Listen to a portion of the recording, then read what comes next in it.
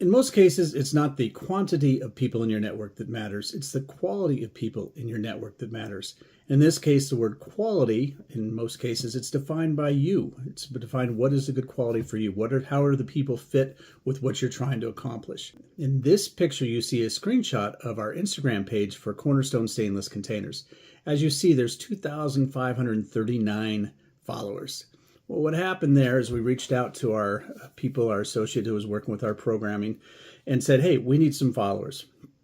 And he worked out of Pakistan, and the next morning we got up and we had 2,000 some followers. We're like, wait a minute, where did we get these? How'd they get in here? And I don't know how they got in there, but basically they're people that have absolutely no interest in our business. So he went out and used a bot. He went out and used different services to get people to follow us. So we have a big network, but the network is of little value to our business other than it allows Instagram and other things to kind of rank us and say, wow, they've got 2,000 followers in just a few days. So that moves us up the ranking. But those followers have generated zero business for us.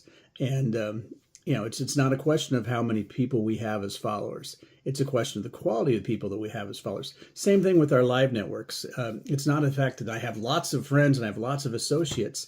The question is, what is the quality of those? How many of those are of value to you and are friends to you and are you of value to them? It's got to be a two-way street. It can't just be one way. But how many of those people that you consider in your network are value? Now, one of the things that happens is salespeople love to expand their network. They love to make you, as the buyer, feel like you're the most important person. But in most cases, if you're buying, you're in the driver's seat. You don't have to accept their invitation to lunch.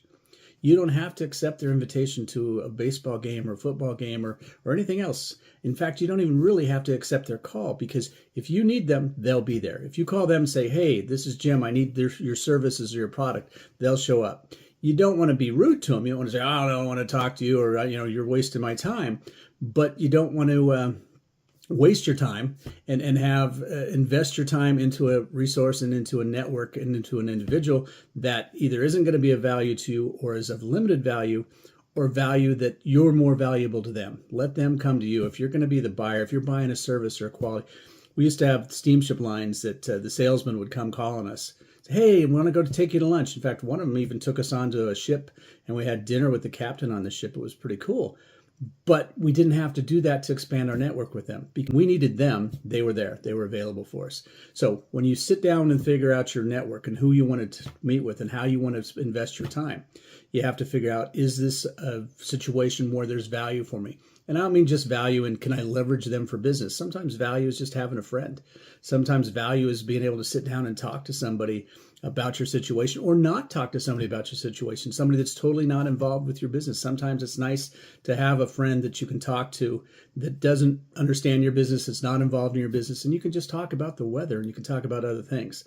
So that's important that you understand that you're not just leveraging all your resources, leveraging all your contacts to see who's of best value to. Because again, the value, the quality of the individual depends on your interpretation and how you work with them.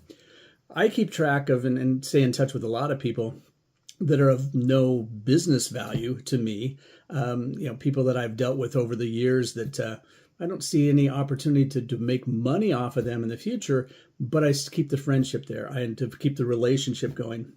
And sometimes it's great to be able to call them up and say, hey, I got a question or I got a problem.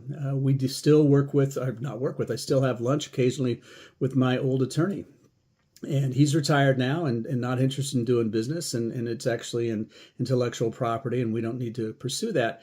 But we still have lunch and we talk about everything from investments to children and everything else. And that is of value to me. So again, you have to figure out what's of value to you. What is the value that you gain out of the relationship and to then invest your time and invest your efforts accordingly. Don't get followers just to have followers unless your objective is to get followers. If you're trying to get a following and build up the number of people so that the algorithms find you and move you up the ranking, that's important as well. But it's not the same as your network where you're trying to identify people that you can work with.